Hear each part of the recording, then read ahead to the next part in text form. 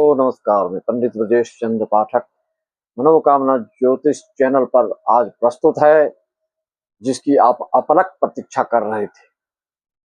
जो भी समस्याएं आपकी चल रही थी, आपकी गतिविधि में जो रचनात्मकता का ह्रास हो गया था, आप में जो उदासीनता बैठी हुई थी, अभी तक जो दुविधात्मक स्थिति में फंसे थे, अभी तक सिंह राशि वाले, उनके लिए अब क्या शुभ परिणाम मिलने जा रहा है।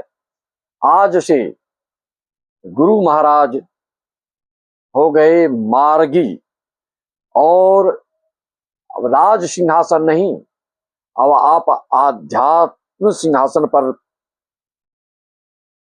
बैठने जा रहे हैं। राज सिंहासन और अध्यात्म सिंहासन में बहुत फर्क होता है। जिसका जन्म पुनर्वसु नक्षत्र हो या पूर्वाभाद्र नक्षत्र हो, या आपका जो नक्षत्र है उत्तरा फाल्गुनी हो, ऐसे नक्षत्र वालों के लिए, या फिर आपका गुरु जो है लग्न में बैठा हो, नवम में बैठा हो, पंचम में बैठा हो, ऐसे जातकों के लिए अब अध्यात्म सिंहासन पर आप पदासीन होने वाले हैं। दोनों में क्या अंतर है? राज सिंहासन भौतिक सुख संपदा, ऐश्वर्य और भौतिकता के चकाचौंध देने वाला होता है और इस सांसारिक सुख को प्रदान करने वाला होता है। लेकिन आध्यात्मिक सिंहासन पर बैठने वाले के लिए यह मोक्ष प्राप्ति को देने वाला होता है और भक्त जनों को, धार्मिक लोगों को, आस्तिक लोगों को ज्ञान वर्धन, ज्ञान का उपदेश देकर सबको भगवान के चरण कमल में प्रीति जोड़ देने वाले होते हैं। यह जो इस प्रवृत्ति के हैं, जो अपने रोजगार के लिए अभी तक चिंतित थे, कोई अपने बच्चों संतान के लिए चिंतित थे, कोई अपने उद्योग धंधा पेशा किसी भी तरह से केस मुकदमा आदि रोग आदि व्याधि से अगर आप परेशान चल रहे थे, तो उसमें अब आपको बिल्कुल सुधार की आहट देखने को मिलेगी और सुधारात्मक दृष्टिकोण से आगे आप बढ़ते चले जाएंगे। क्योंकि राज सिंहासन पर बैठने वाला स्वार्थी होता है और आध्यात्म सिंहासन बैठने वाला परमार्थी होता है। यह दोनों में काफी अंतर है।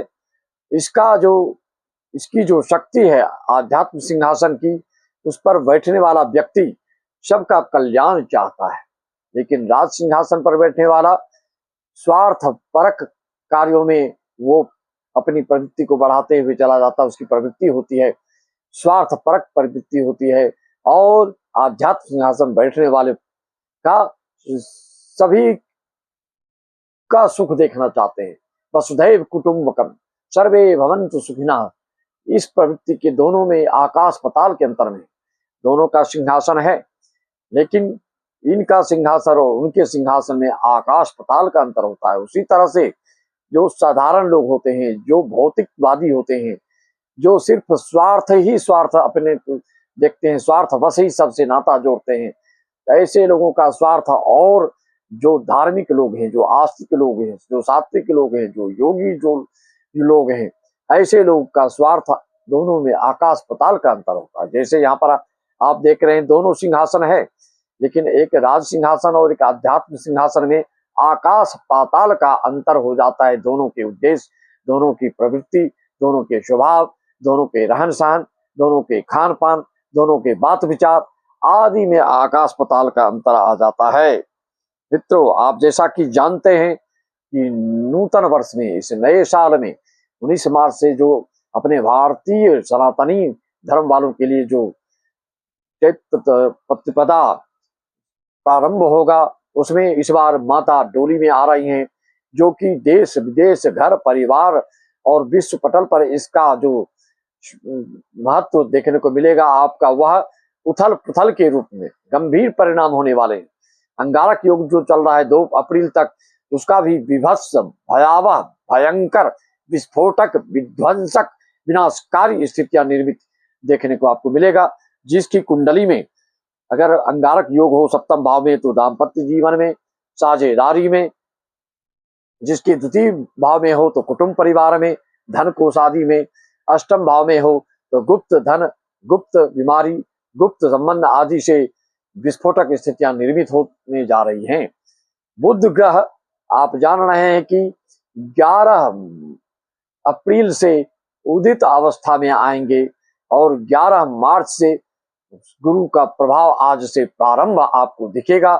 शुभ सूचना, शुभ कार्यों की प्रवृत्ति बढ़ेगी, आत्मबल बढ़ेगा।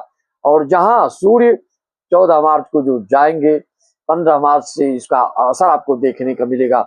जिसके लिए शनि मार्केश है, जिसके लिए शनि अशुभकारी है, जिसके लिए शनि आपको नकारात्मक फल दे रहे थे, उनके लिए राहत भरी अब खबर मिलेगी। आपका उत्साह वर्धन होगा, आत्मबल बढ़ेगा, क्योंकि शनि के साथ उनके पिता सूर्य की युति हो रही है। तो पिता के सामने शनि शांत बैठ जाएंगे। भले पिता पुत्र में दोनों के उनकी विचारधारा जमती नहीं है, लेकिन शनि शांत रहेंगे, सूर्य के कारण अस्त हो जाएंगे और सूर्य का फल आपको देखने को मिलेगा। और शनि का मार्कत्व जो है, शनि का नकारात्मकता जो है, वह आपसे दूर हो जाएगी। इस तरह से आपको इसका शुभ परिणाम मिलने जा रहा है। और राज सिंहासन जो परित्याग करके अब आप आध्यात्मिक सिंहासन पर बैठेंगे, जो बिल्कुल 40-45 से ऊपर के एज वाले हैं, उनके में सूक्ष्मदर्शिता और ज्ञान विवेक, धार्मिक सत्संग, कथा प्रवचन आदि कराने की इच्छा आपकी हो सकती है।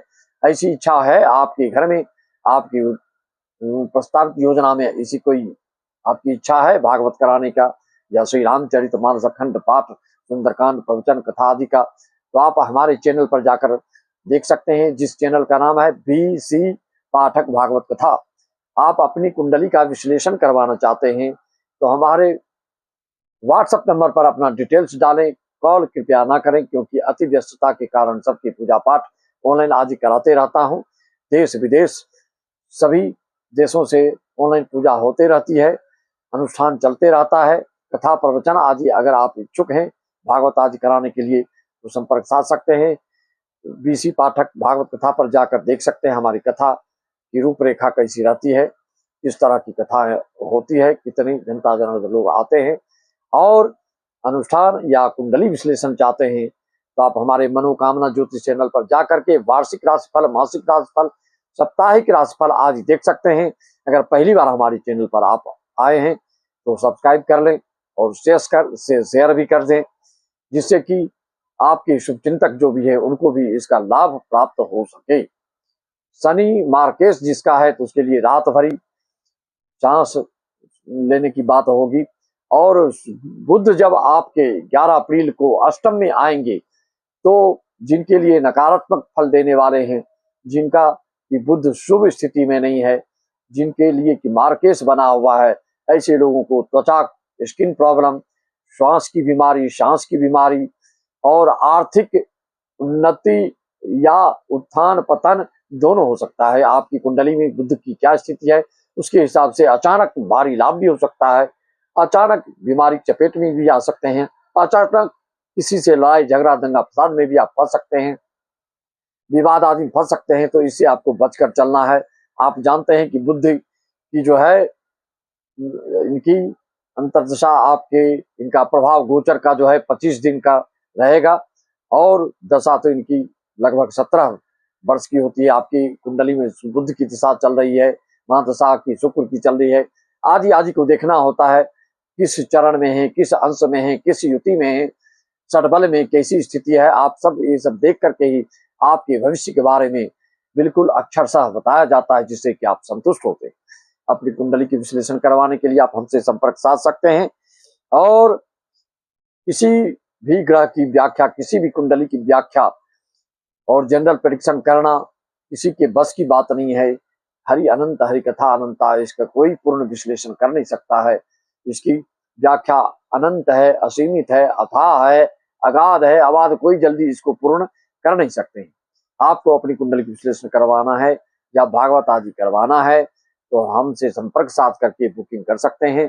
व्हाट्सएप में अपना date of birth, birth time और जिला का नाम डालें और उसके बाद आपको जो अपॉइंटमेंट मिलेगा उसमें आप सारी शंकाओं का समाधान और समस्या का हल, मेडिटेशन आदि आपको प्राप्त होगा। इसी वाणी के साथ में अपनी वाणी को विराम देते हुए सभी दर्शकों, श्रोताओं और अपने सारे यजमानों को नई नूतन वर्ष आने वाले 19 मार्च से जो अपने सनातन धर्म का नया वर्ष जो आने वाला है, पाश्चात्य धर्म का जो अभी चल रहा है वह साल नहीं, अब नूतन वर्ष सनातनी का आने वाला है। सभी के उज्जवल भविष्य की मैं कामना करता हूँ, यही ईश्वर से मैं प्रार्थना करता हूँ। सभी को राम राम, जय श्याम, ओंकार योग तत्सत, जय सच्चिदानंद।